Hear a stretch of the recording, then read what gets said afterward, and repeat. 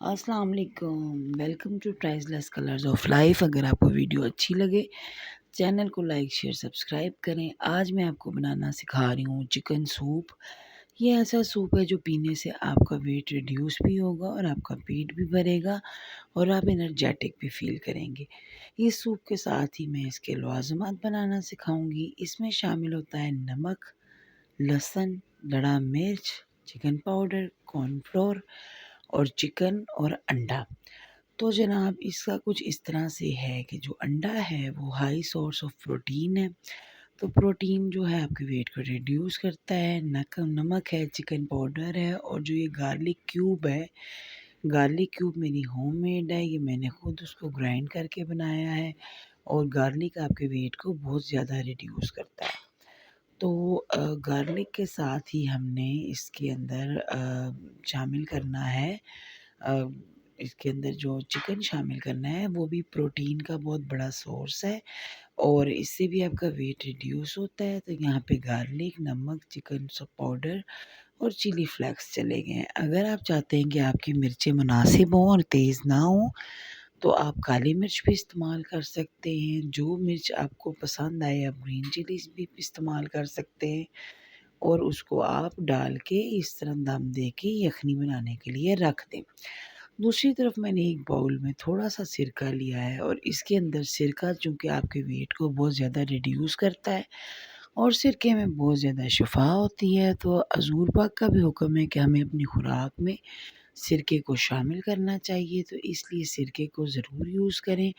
ये हमारे ब्लड को भी ब्लड शुगर लेवल को और जो हमारा बीपी होता है उसको कंट्रोल करता है। तो ये सिरके के अंदर मैंने थोड़ा-सा नमक और हरी मिर्चें शामिल कर दी हैं और यहाँ पर मेरे पास लेमन है और सोया सॉस की बॉटल है और ये मैंने छोटी-सी एक दरमियानी सी प्लेट अपने घर के लिए तैयार कर दी है सूप के साथ।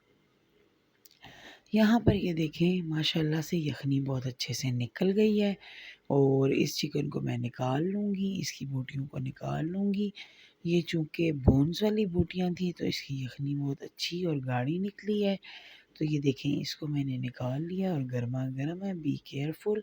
और अगर आपको वीडियो अच्छी लगे तो चैनल को लाइक, शेयर, सब्सक्राइब ज़रूर किया करें और दुआओं में याद रखा करें। अल्लाह पाक आपके खानों में, आपकी ज़िंदगी में खुशियों को सलामत रखे और इसी तरह आपके सदक़े मेरे घर में भी सलामत रखे।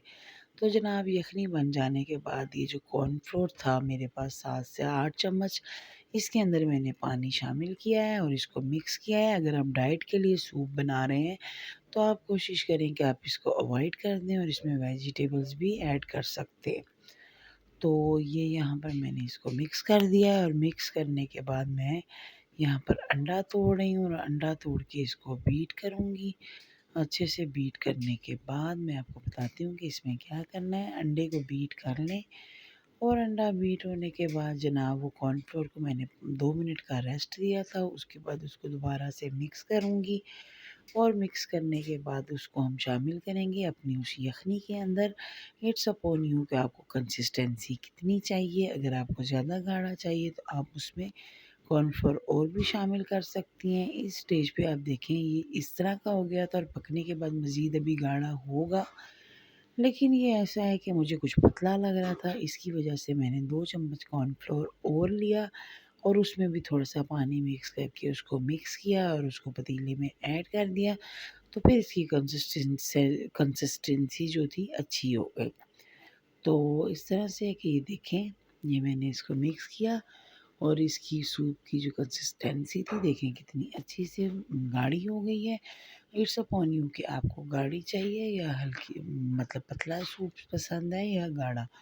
मुझे तो थोड़ा थिक सूप पसंद है, लेकिन बस ये पक के मीडियोकर सा ही हुआ था और कॉर्नफ्लोर मेरे पास ख़त्म हो गया था, लेकिन ये है कि गुज़ारा अच्छा हो गया था अल्हम्दुलिल्लाह।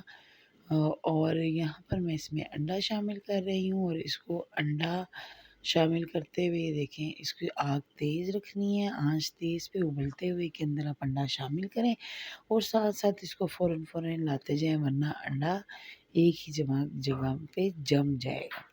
ये देखें ये सूप हमारा तैयार हो रहा है और अंडा शामिल करती जा रही हूँ आहिस्ता-आहिस्ता।